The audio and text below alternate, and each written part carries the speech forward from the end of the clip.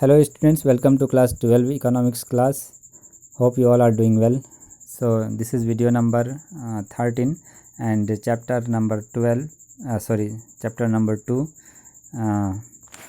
तो हम लोगों ने लास्ट क्लास में प्रॉब्लम डिस्कस किए थे, ठीक है। तो इन सब प्रॉब्लम का सॉल्यूशन क्या हो सकता है। तो गवर्नमेंट ने काफ़ी विचार करने के बाद क्या किया कि पता चला कि जो ज़मीन का बंटवारा है इंडिया में वो काफ़ी अनइक्वल डिस्ट्रीब्यूशन है। मीन्स किसी के पास बहुत ज़्यादा ज़मीन है तो किसी के पास बहुत कम ज़मीन है और किसी के पास तो कुछ भी नहीं है, ठीक है। तो इसलिए गवर्नमेंट ऑफ इंडिया ने first of all land reform system लाया, ठीक है।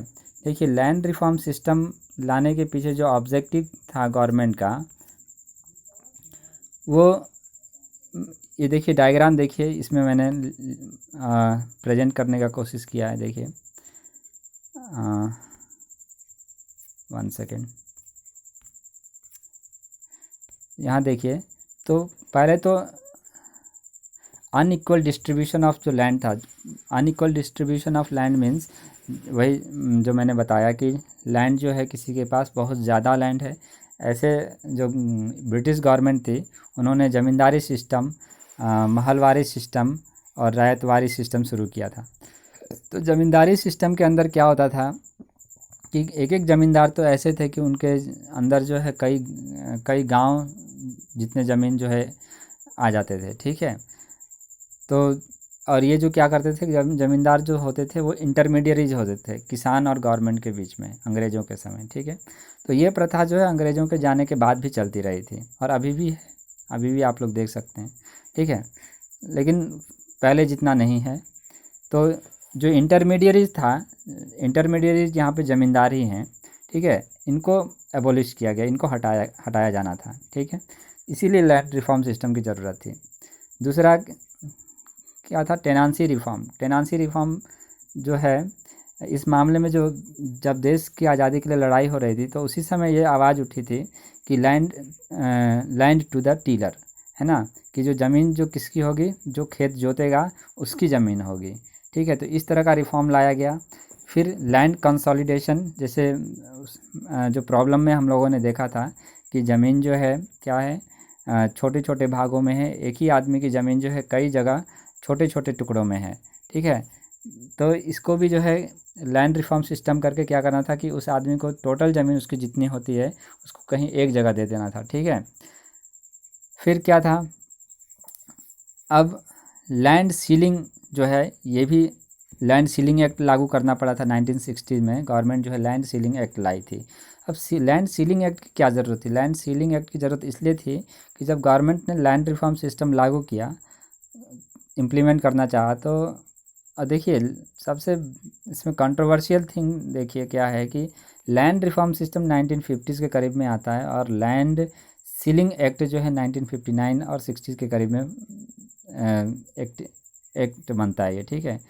तो जब तक लैंड सीलिंग का मतलब ये होता है कि एक जो है जो लिमिट है, ज़मीन का जो लिमिट है उस पर हम एक लिमिट तय करना। जैसे किसी के पास 100 एकड़ ज़मीन है तो एक हम लिमिट कर देंगे कि एक इंडिविजुअल के पास, एक आदमी के पास ज़्यादा से ज़्यादा मैक्सिमम लैंड जो है 25 एकड़ होगा, ठीक है। एक मतलब लिमिट फिक्स कर देंगे, ठीक है। तो गवर्नमेंट ने एक लिमिट फिक्स कर दिया कि इससे ज़्यादा जो है कोई किसी के पास ज़मीन नहीं होगी। अगर इससे ज़्यादा ज़मीन होती है तो वो ज़मीन को जो है गवर्नमेंट ले लेगी और गरीबों में जो है डिस्ट्रीब्यूट कर देगी, ठीक है। लेकिन क्या हुआ कि जब लैंड रिफॉर्म सिस्टम आया और लैंड सीलिंग एक्ट, इन दोनों के बीच जो पीरियड है ऑलमोस्ट 10 ईयर्स, 9 to 10 ईयर्स है, ठीक है। इस बीच जो ज़मींदार थे उन्होंने क्या किया कि लैंड को जो है अपने ही रिश्तेदारों में या भाई भतीजों में या बच्चों में जो है इस 10 साल के पीरियड में इस तरह मतलब इक्वली डिस्ट्रीब्यूट कर दिया, जिससे उनका जो है लैंड जो उनका टोटल लैंड जो है कम हो जाए, ठीक है। जैसे किसी ज़मींदार के पास 200 एकड़ लैंड है, ठीक है, अगर और लैंड सीलिंग एक्ट के तहत जो है 25 एकड़ ही ज़मीन एक आदमी के पास होना चाहिए।